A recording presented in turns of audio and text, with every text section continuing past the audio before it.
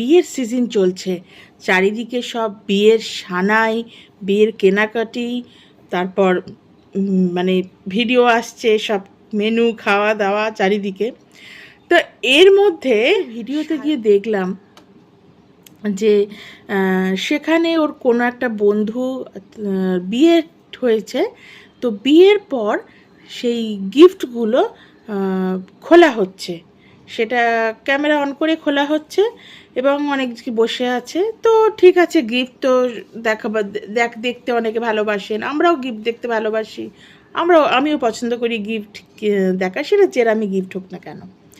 কিন্তু আমার খারাপটা লাগলো সেটা হচ্ছে, দেখলাম ওরা বিয়েতে কিছু এমনও গিফট পেয়েছে যেগুলো হয়তো শাড়ির প্যাকেট খুলে দেখা যাচ্ছে একটা খুব সাধারণ চাদর, বেড কভার।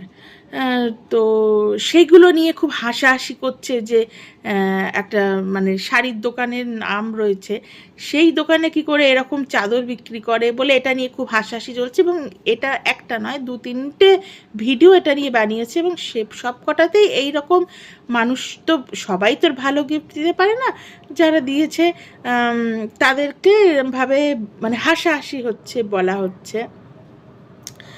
আমি সায়ক যদি ভিডিওটা দেখে, আমি সায়ককে একটা কথাই বলতে চাই, আচ্ছা যখন সব মানুষের সামর্থ্য কিন্তু সমান থাকে না, সবার পক্ষে একটা দামি কোনো উপহার দেওয়ার ক্ষমতা থাকে না, তো সে তখন কি করে, লোকচক্ষুর লজ্জায় বলুন, সে তখন একটা ভালো দোকানে গিয়ে একটা মানে শাড়ির প্যাকেট, কারণ এখন পয়সা দিলে শাড়ির প্যাকেট দোকান থেকে দেয়, নিয়ে আসা, কিংবা হয়তো আগে কেউ দিয়েছিল শাড়ি, কি আগে কোনোভাবে কেনা হয়েছিল, সেই প্যাকেটটা রেখে দিয়ে একটা চাদর কিনে তার মধ্যে দিয়ে, যে অন্তত লোকে দেখে বলবে যে না, এটা একটা মানে দামি দোকানে গিফট দিল।